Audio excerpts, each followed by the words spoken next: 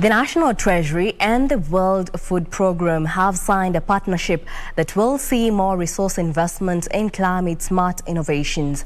National Treasury Cabinet Secretary Ukur Yatani says negative effects such as drought and floods are mitigated to a tune of 2.8% of the total GDP annually. President Uhuru Kenyatta declared drought that is ravaging most parts of the country a national disaster.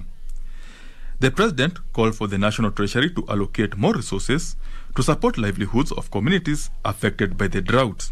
In a bid to formulate a sustainable climate change response framework, the National Treasury and the World Food Programme have signed a partnership agreement to jointly implement the government financing local-led climate action program, which seeks to strengthen local resilience to the impact of climate change by building capacity to plan, budget, implement, monitor and report resilient investment in partnership with county governments and communities.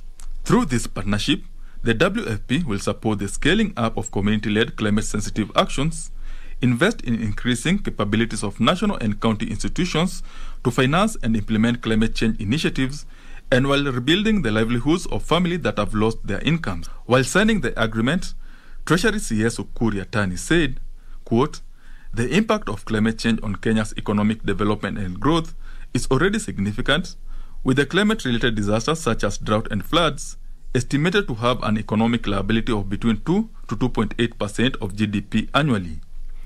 This liability is driven by Kenya's climate-sensitive economy, with the sectors such as agriculture, water, energy, tourism and wildlife sectors most affected and compounded by the COVID-19 pandemic in the last year." End of quote.